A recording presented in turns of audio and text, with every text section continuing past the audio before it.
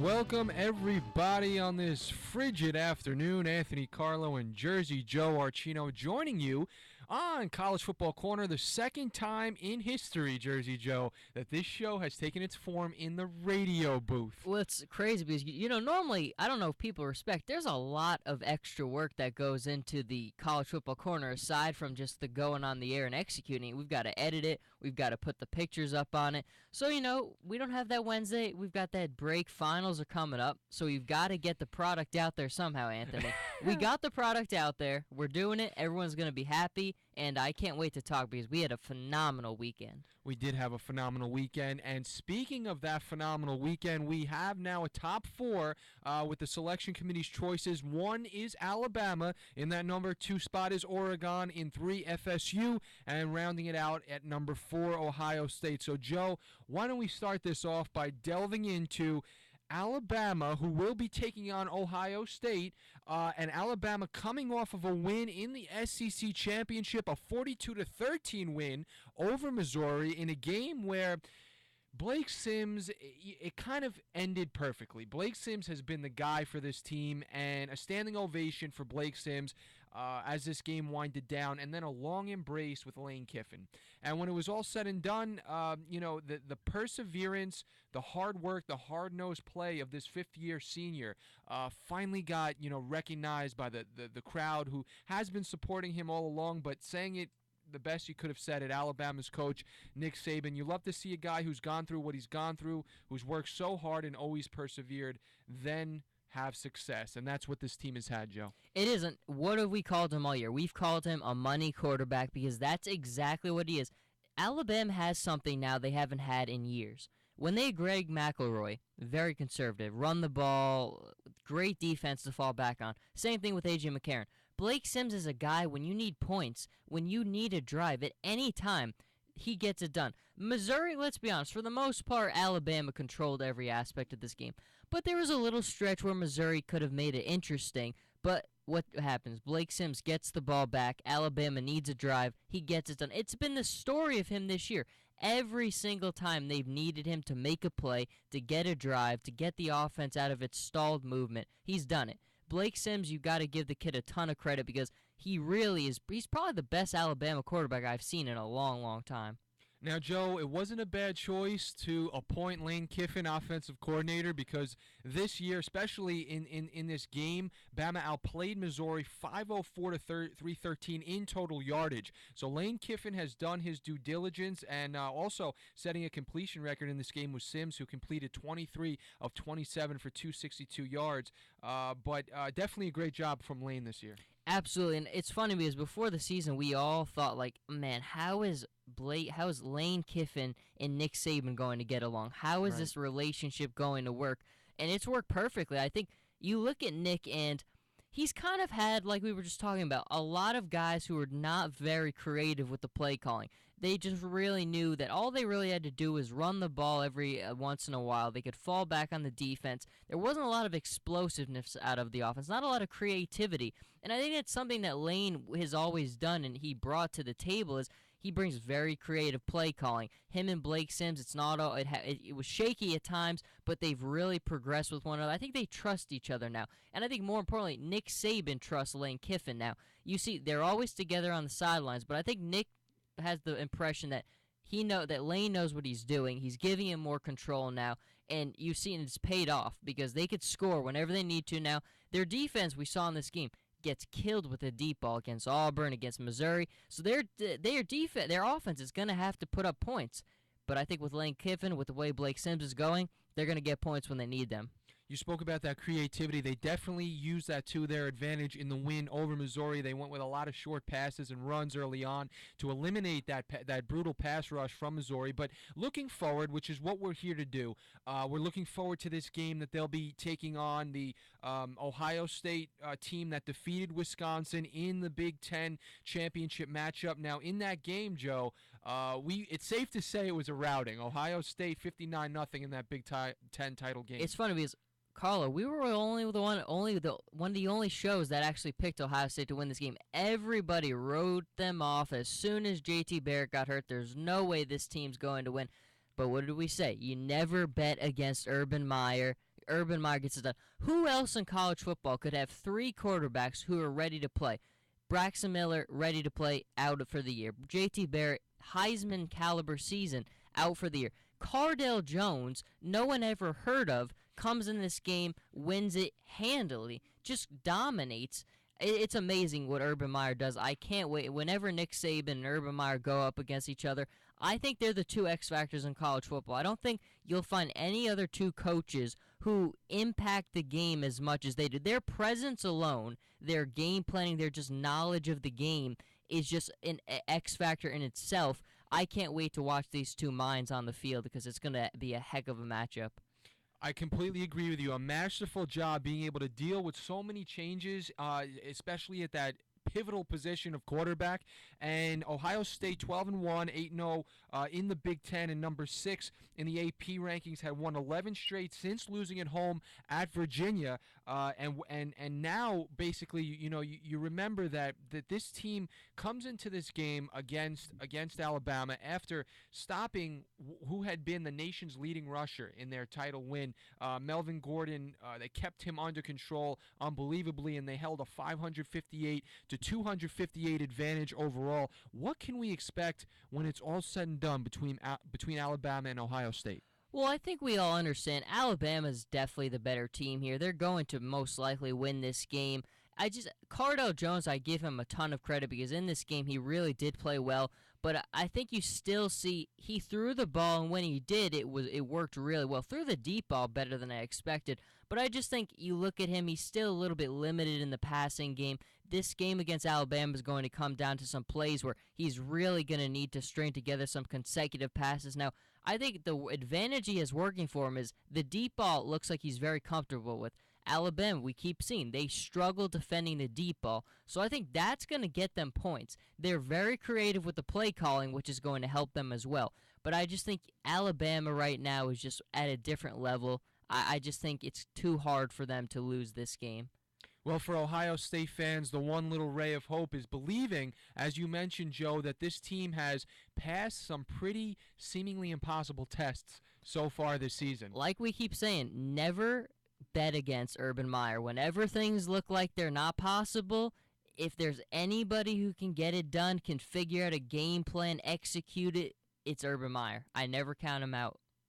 So that brings us up to our next matchup, the ACC champs FSU knocking off Georgia Tech 37-35 to become champions in the ACC, and now they will be up against the Pac-12 champs Oregon Ducks, who had a win over Arizona 51-13. Joe, in that ACC game, Winston returned to his normal top form. He threw for over 300 yards, had a few TDs. Dalvin Cook ran had 222 yards from the line of scrimmage and a TD. Now the Seminoles, Joe, 29 straight it has been if you go all the way back to last year. This team, as we've gone through over the weeks, at so many points they seem to be down and out in the game, and they just would not die. Will they be able to take on the Heisman contender Marcus Mariota? Now, if you remember, Jameis Winston, now these are both Heisman caliber quarterbacks, Yes. so it should be an interesting battle. It should be. I mean, you can't really write it any better. I mean, we've been very, very critical of Florida State all year, rightfully so. I mean, they're very unconvincing. I mean, in every game they've played, they deserve a lot of credit because not losing a game in 2 years is incredible. It's something no one else has done. So that's got to mean something. But when you're winning, not all wins are created equal. And when you're winning these games by the thinnest of margins against Boston College and North Carolina State, that means something to me as well.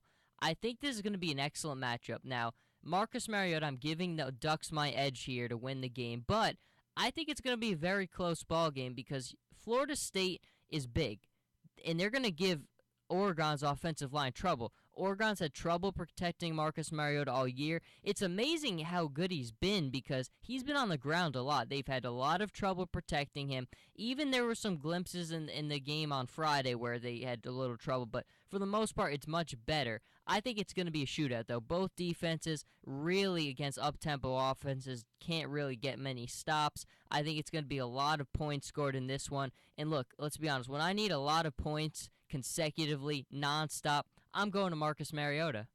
And as you mentioned, the Ducks have been rolling over opponents, winning by a margin of 26 just over 26 points per game. And as you mentioned as well, the Seminoles had been struggling. But one thing about this team, and I think this is going to be one of the most interesting matchups we've seen all Oh year long. yeah. Because you look at even the way FSU has commented about themselves, saying that we are not perfect, and the thing that makes this interesting is they've been perfect. Yes. And it's been the fact that they've overcome hurdles along the way, so many hurdles. Not even to mention the hurdles Jameis Winston has encountered on and off the field, and they've come together basically as a real brotherhood. So it'll be interesting to see whether I guess you could say the common prediction will turn out correct, where we figure that the Ducks will beat them in the end based on the way they've been beating their previous opponents, or if this will be sort of a little bit of an upset, and FSU comes back with a vengeance after being knocked off the way they were last year. Well, I'll say this. I think if I'm Oregon, this was the last team of the top of the other three I would have wanted to play the first game, because any game, they still have that ability. There's just too much talent on this team. Jameis Winston is too good to just not. They're going to show up. They're going to be good. Oregon, I think, matches up better with Alabama than they do with Florida State, because Alabama struggles with up-tempo offenses. We saw it in the game against Auburn. We've seen it 2 years against Auburn. Is Nick Saban really hasn't had that perfect formula for defending the up-tempo offense yet.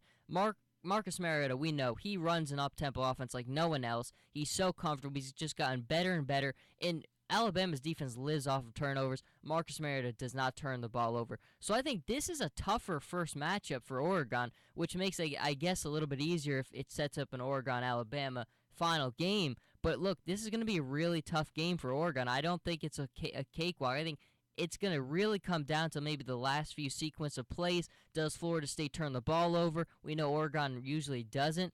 A lot of things going into this matchup. So before we move on a little later in the program to highlighting some of those bowl games, I know you have a question for me, and Yes. I have a question for you. Well, obviously, I got to get the man Anthony Carlo. Who is your pick to win it all? Well, obviously, Joe, after listening your brilliant analysis all year long. Thank you, Mr. Carlo. You set it up. You're kind of like the point guard. You set it up for me, and I dunk it in. I appreciate that. Chris Paul, maybe? Exactly. Chris Paul to Blake Griffin. I'll take that comparison. See, I thought of that analogy before you even said it. I thought of it, and you said it. That's just how in sync we are. That's how we are. We move like a well-oiled machine. You have highlighted, as I said through your analysis, the strength of this Oregon Ducks team. And I can't argue with you on how strong this team is, how good Marcus Mariota is. When it comes down to it, I'm going to go out on a limb, and I'm going to say that the winner this year of this college football playoff will be Alabama. Alabama. Now, I'll explain my reasoning, and you know what? Sometimes when it comes down to it, you almost have to leave the paper aside. You almost have to leave the stats aside, and sometimes you have to realize that, at least for me, the Blake Sims story, I know Marcus Mariota has been the prize fighter all year long, between the way he's made a case for the Heisman, but the way that you illustrated just a few minutes ago of how good it is when Blake Sims is able to just get you that drive. When you need that drive, it's there. That, to me, is a clutch player that is going to take a team into that game against the Oregon Ducks when they do get there and give them sort of that underdog shot to move forward. And it's just been the type of story this kid is. He's a fifth-year senior, hasn't really gotten his shot. He's gotten his shot this year, and he really has been such a clutch player for them. And I just think it's going to be that Cinderella story in the end. Remember that in sync thing? We're in sync on this one, too. I'm with you. I think the Alabama Crimson Tide are just the best team right now. I think it's going to be Alabama, Oregon, and it's interesting because up-tempo offense like Oregon against Alabama, but Alabama, I just think you look at the matchup of Oregon's offensive line against Alabama's defensive line, and the advantage is clearly now. Alabama just has size on their line that Oregon hasn't faced in this year. It's the SEC lines are gigantic. They're NFL lines, basically. And, Oregon's not playing Little Prairie State's offensive. They're playing big boys, too. But Alabama is just at a different level. I think that alone will put so much more pressure on the running game, on Marcus Mariota. It'll be an excellent game, but Alabama's just got everything you would want. They've got a quarterback they haven't had in years. I think it's going to be a good game. All these games are going to be excellent, but right now, Alabama's just showing me time and time again, even when they're down, they get the plays when they need to. I think they will end up winning the first college football playoff. Okay, and with that note, we'll move on now to discussing some of the bowl activity. We'll begin with the Peach Bowl and TCU versus Ole Miss. Now, in this matchup, Joe, I know you're going to get, into this one, but in this matchup, the selection committee has pitted the number one scoring defense, Ole Miss, 13.8 points per game, against the number two scoring offense, TCU, 46.8. So it's punching power. It's going to be hand for hand, and who's going to win in the end? I like it. It's interesting. I mean, we got Trevon Boykin going against the Land Sharks, which should be a lot of fun. I definitely think you give Ole Miss, and I'll be honest, I always give the SEC team the edge over the other team. TCU is a very good football team. Gary Patterson is a fantastic coach. Trevon Boykin is one of the most athletic quarterbacks in college football. But I just think the Land Sharks got that name for a reason. They just have such good secondary guys who live around the football. I think Trevon Boykin's shown us in a couple games this year where he's really struggled getting the ball moving, throwing the ball. I think that's going to be big here. I'm not the biggest Bo Wallace guy, but he's shown you he's just a tough quarterback. The running game will work for them. It's going to be a good game, but I do like Ole Miss here. Moving on to the Orange Bowl, Mississippi State will be taking on Georgia Tech, and we have a similar correlation here. They paired up the top 25 rushing attacks with both Dan Mullen and Paul Johnson, building those programs around that ground and pound type of mentality. Now Georgia Tech, did come off of a game where it wasn't enough to upset Florida, FSU, who went on to win the ACC title game. But Mississippi and under Mullen's program, they're a team that Mullen has put this team on the map. So it's going to be an interesting contest. It really will. I mean, I think we all had a lot of fun watching that wishbone offense from Georgia Tech. I mean, the thing here, a lot of people are going with Georgia Tech here, but I'm on the Mississippi State side. I mean, the main thing I look at here is you look at Justin Thomas and Georgia Tech. He runs that offense very, very well. But what did you see in that Florida State game? When they needed to throw the football, his skill set right now is not adaptable to that. He just can't throw the football yet. Maybe that'll come. We've seen it with a lot of guys like Nick Marshall. Nick Marshall last year, not a very confident passer, really just was a runner. This year really expanded that part of his game. So Justin Thomas is going to get better. He could expand that, but for now, his skill set does not really allow him to throw the football. That's going to be a big hindrance to their team. Dak Prescott can throw the football. Not great, but he can throw it. I think I like Mississippi State in this one. In a bunch of games of great matchups, the Outback Bowl will pit Auburn up against Wisconsin, and now similarly to the other games, this one will feature two of the best rushing attacks in the country, with Melvin Gordon and Cameron Artis-Payne, who is 11th with 258 point yards per game, and Gordon is ranking third nationally with 314 yards per game. Will Auburn defeat Wisconsin in this matchup? And Come on, Mr. Carlo, War Eagle. Of course, the Auburn Tigers get the win here. It should be an interesting game. I mean, like you said, I like the matchup because both teams such run-heavy teams. But you saw in the game against Ohio State, Wisconsin, Stavi really doesn't throw the ball very well. Nick Marshall kills it with the deep ball. Should be a very good game, but I think Gus Malzahn is just an excellent coach. Defensively, Auburn is a mess. They will get their points, Wisconsin, but I think they have enough offense, especially throwing the football.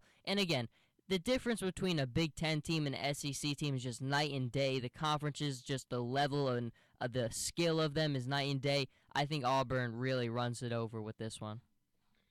And we'll finish it up with the Cotton Bowl, Michigan State up against Baylor. Now, we know that this is going to be one high-powered offense squaring off against one dominant defense, and we know that in a lot of instances, defense does win games no matter how strong an offense you have, but will that be the case in this one, Joe?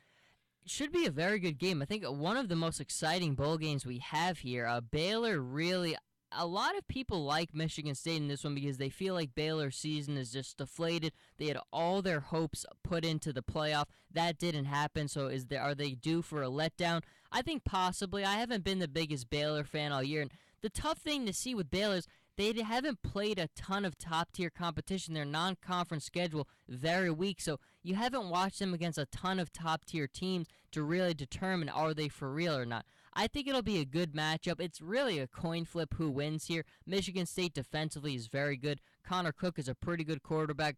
Baylor, we all know how good the offense is. I'm not crazy about Baylor's defense. To be honest, it's a coin flip. It really is. I guess I'd go with Baylor here just because I feel like they have a better offense at the end of the day, but nothing in this game would really surprise me. He chips away at the college football playoff picture as if it's a block of ice, and he's sculpting it down to the answers. Get some shaved ice out of it, Mr. Carlo. That is Jersey Joe Archino. Once again, for the both of us, this is Anthony Carlo on College Football Corner. We do go on break for a while, which is going to be sad because we won't be updating you guys on all of our latest impressions of the college football season, but you can definitely expect us back here. Iona is where we live, and College Football Corner, I think, is going to live forever. Absolutely, and I just have to thank you so much, Anthony, because, you made this such a great, enjoyable experience. I've had every single Monday we've been doing the show. It seems like we haven't missed a beat. Every single time we've rolled out something to put out there, and I've had all the fun in the world, and there's no one else I could do College Football Corner with than Mr. Anthony Carlo. Oh my gosh, Joe, I love you, man. But thank you for enlightening us with all of your amazing knowledge. It's been a great season for us, and but we'll see you back. We'll see you next time. It's not going anywhere. Yeah, it's not going anywhere. Absolutely not. I'm sure when we come back, even though it'll be a little late, we'll still dissect what happened. We've got recruiting. We've got post analysis. There's plenty of content out there, folks. Don't worry. For this edition of College Football Corner, have a great Christmas, everybody, and we'll see you next time. Jersey Joe Archino and Anthony Carlo.